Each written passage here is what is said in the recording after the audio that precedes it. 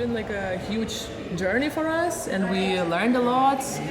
We went through these 5 incredible days, and I think I was really excited on the first day, and now I'm very calm. Yeah, and we want to probably just do our job the best we can. Yes. We want to give the best performance possible and really show the audience how much we appreciate the music and the journey we've been a part of in the last week. Yeah, together with Steve Reich. We are classical pianists, you know? So for us it was just an eye-opening experience. Yes, it's definitely something outside of our comfort zone. It's this kind of contemporary project when we are, first of all, not in a concert hall, we are a music installation. We are wearing amazing clothes, some accessories, which is something we don't normally do, right? We don't do it every day, and it's not very common in the classical music world. I think this is definitely a first experience of that sort for me, and I think for you as well, Monika. So we both came to Kaunas without any clothes. Yeah, I remember I asked Anna, did you bring any concert clothes? Because you know, normally, what do? In the classical music world, you have your, I don't know, pink, okay, maybe this is too cliche. You have your dress, flowery dress, whatever dress, and you go and you play. And with this project, I was like, what should I wear? I'm going to be in a museum. In the museum, we are now here, and I just didn't know what would match.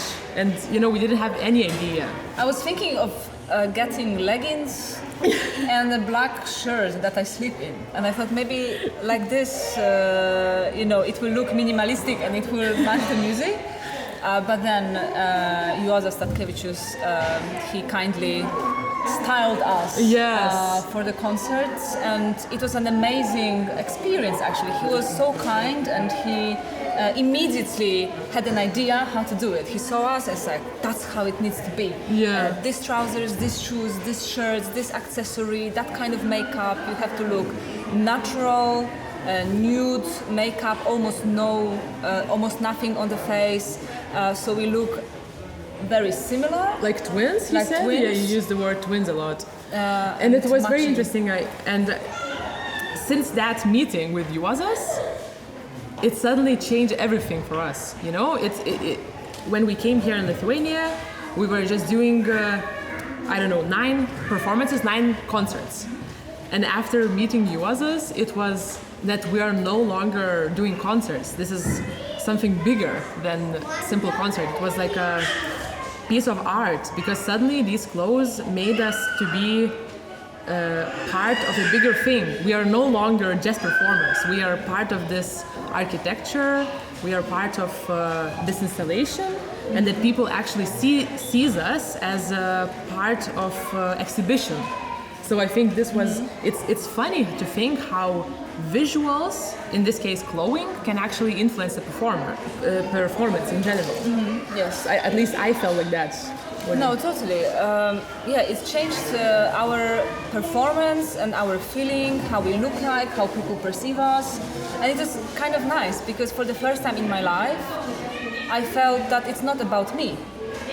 It's about the music, it's about the installation, it's about the audience in the space. And we watched this documentary about Steve Reich, and actually he said exactly the same thing, that there is this inevitable connection between music and the audience. If the music doesn't connect with the audience, if it doesn't make people emotional in a way, it's kind of meaningless. Yes.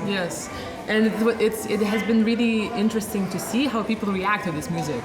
And I personally I was scared a little bit. I was like, I didn't really know if people how will they react?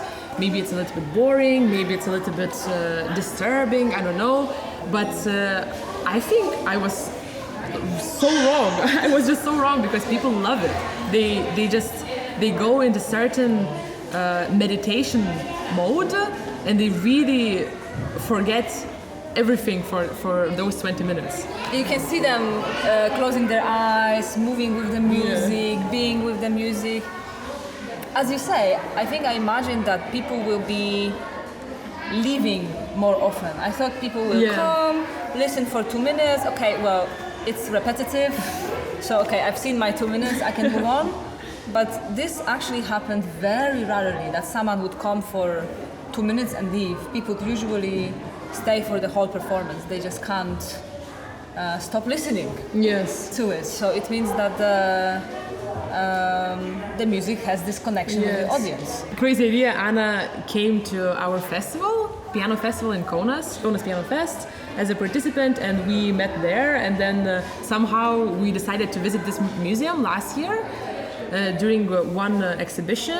I think it was Why It Is So Hard to Love, something like that. I can't remember the exact. It was the exhibition about love. That's true. And we were just walking, and Anna said, "You know, Monika, what would be cool to play here, Steve Reich?" And I was like, "Yeah, why not?" I didn't really know the piece. I just said like, "It's fine, we're gonna do this," you know. Great idea. Great idea. So, and you know, she said the idea, and I kind of fulfilled it. So that's how it was, and I think it was an amazing journey, and I think Monika really made this. You really made this happen, because it's in Lithuania, and I don't speak I love Lithuania. I visited many times, but unfortunately I don't speak the language. So a lot of responsibilities, organizational responsibilities, were on you. You know, and Monika took care of the beautiful posters that we have, and an amazing crew that is filming this documentary. And I mean, honestly, it's just such a great job, and I'm just privileged to be here. First of all, we all know that it's COVID, right? So we couldn't really meet. Our plan was actually Steve Reich. In the score, he indicates that the performers must rehearse in a long period of time. Several weeks, and it cannot be.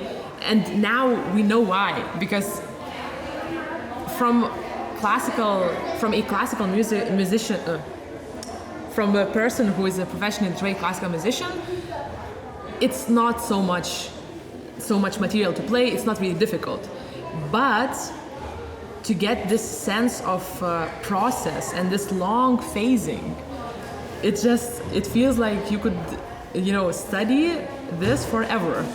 And I think this is why he wanted that people would, you know, rehearse long, and they would feel it, they would kind of memorize the music. And we didn't have this privilege.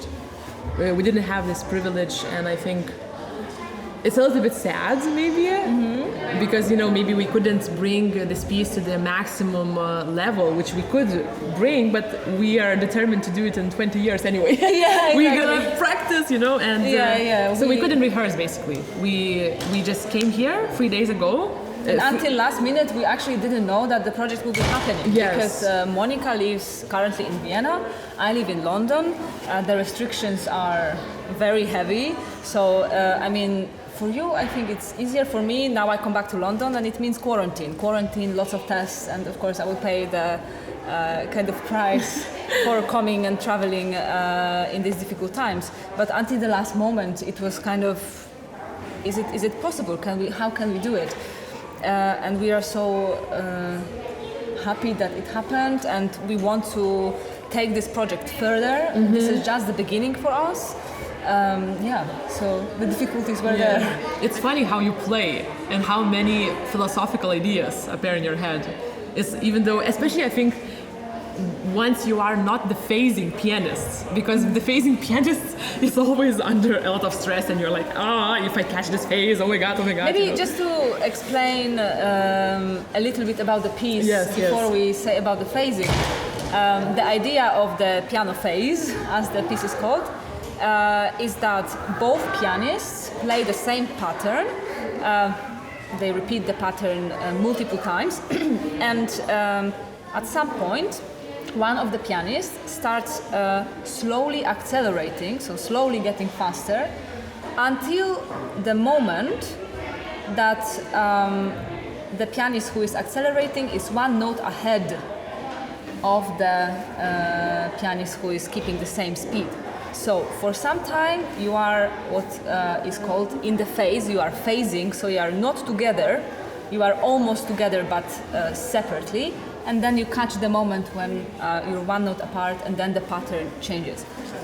So on the way here we were listening to a documentary about Reich and his ideas, and I think someone suggested to him to go to listen to this preacher in the street because he had a very special way of preaching. It was like talking related with singing, and then there's like the tape, they show it, you can hear it, and then during that talking there was a pigeon who was doing just flying, some kind of and then Reich, he recorded those two bits, and the pigeon became like a drum, like he said like something like a percussion, and then there was a preacher, and then he put it together, and accidentally, I think he said accidentally, he pressed start on both tapes. And then it kind of got desynchronized, and then he came up with this idea. So the pigeon started phasing. Yes, exactly. I'm sure he phases better than us. So it was like, and he himself said like, some people say that you were given a gift from a god. Some people say that it's just an accident, but I mean, here we are. We have it, and we are doing this amazing project because of this. We can call it an accident, Yeah, and this preacher's voice and the pigeon's sounds became the piano phase. The piano phase, yeah. But because I think what he said that he felt that he doesn't want to work all his life with tapes. Mm-hmm. He wants to include people, and then I think why this piece is also so special for us, that it makes you create a relationship with the audience. Which very often classical music, at least I sometimes feel that I am very isolated from the audience, because the audience come, they sit in front of you, you are alone in the space, you are like, everyone is staring at you, and then here you go play, And then here we said, no, we are not gonna do this, and we want that people, we also put a sign which says like, please move around the hall freely, that people can actually just go around, see the score, look at us, talk to us, and we welcome all sounds surrounding us. Children, great. If someone decides to leave and they are walking and you hear the feet sound, also great. And I think this made us feel very differently, and I think for us it was a huge revelation as for artists, because I feel like we are feeling a little bit freer after this, and inspired to do similar things, and I personally found a lot of meaning. A lot of meaning, yes. Especially in the educational part of it. So one day we had a big group of children coming to our performance in the morning, at noon. At noon, yes. Between morning and afternoon. And at the beginning I thought, well, children, they will probably not enjoy it, maybe they will be bored, but no, they were so interested, they were coming to the pianos, they wanted to look at it, they stayed for the whole performance, and after the performance we usually ask the audience members to fill in a questionnaire, and in this questionnaire we ask about how valuable they find art, how valuable they find this kind of performance, if they are likely to attend in the future. And I thought, I should give these questionnaires to adults only.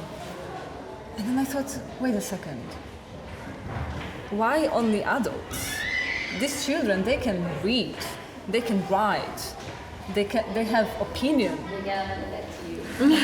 Hi. Hi. Big family. And they will be the main audience. 10 years from now, they will become adults and they will make these decisions. Do I want to go to a contemporary arts museum? Do I want to go and hear some live music? And it is so important, and I found very deep meaning in this, which I never thought I will find, because when I was maybe 10 years ago, I would think this is, these people who work with children, This is not important. And now I think this is the most important. Yes. This feeling of empowerment that you are the creator, that you can influence the way you can influence the way the hall looks like, the way people move around the hall. And I think it was just, I felt great that I don't have to be in a certain way, I don't have to act in a certain way. Like we even talked, so during this whole process we also decided to do a little vlog in a way to see, how we developed, what we've learned. And I remember we were also talking about that if we would wear these clothes in a traditional classical music concert, people would be like, what are you wearing, like why? And then suddenly here it would be not normal not to wear it, So I think for us it was just this freedom that we can just put the chair in the middle and it's fine, and it's one chair and someone sits in the middle and it's fine. And for example, one performance we had only one person who came, and there was a woman, and she came very committed. She came earlier. Yeah, she was waiting for the performance, and she was this. Yes, and she came, and then in the normal setting you would think, oh my God, I had only one person listening to me. Oh, I'm probably a failure, whatever. But in this case, it was just like what you said. In the museum, not all the time people look at the picture. Sometimes picture is just alone, and sometimes we are alone here, and it's fine. I think it has something to do maybe with the performer's ego, because everything what we've learned until this project, was about me, and just me, and then suddenly me kind of disappeared. Beautiful saying. Yes. What happened that we caught the idea of what he wanted, and not musically. I don't talk about music. I talk about philosophical part of this piece, because what Anna says, I think the conversations which we were having is most of the time about meaning of life, because this piece is a little bit about that. It's you have these stable moments, and then you have this moment where are you completely in clash with everything, everything is not together, it's not stable, you feel like, oh my God, where am I, like floating. Phasing. Yeah, like basically phasing. And but the whole piece is like a journey, and then for us we noticed that it's just so difficult to be in the discomfort, because once you are together in the unison, or you already catch the right phase, you're fine. You're stable, you know where you are, everything is okay. But this moment where you travel to the phase, where you are completely lost and you don't really know where are you, and this discomfort, you just can't stay in it. And I think for us it was just this understanding that this piece is almost like about life, that we are trying to always, of course we look for challenges, but somehow we always try to stay in the comfort zone. We look for these kind of anchors in our lives, and he was talking about the journey and being in the process. And I think for us, we were just constantly talking about that, and it was really eye-opening. That's true, and I think people are very interested in it. We had some people coming from the audience, and they want to talk to us. They want to know exactly what is happening with the piece. They want to look at the music. They are reading the composer's guidelines, which we put here around the hall, and they are really interested. They want to know what is happening, and they want to explore more. So I think it's not true that people are not interested, curious in this process, in this arts. We just have to find a way to bring it to them. And the realities are changing very quickly, especially nowadays with the pandemic on the way. Yeah. I think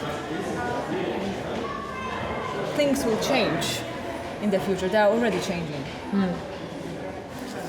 Yeah. Like basically the whole piece was like a huge phase. Yeah. One big phase. This moment when you can't say if you're together or you're phasing. Yes.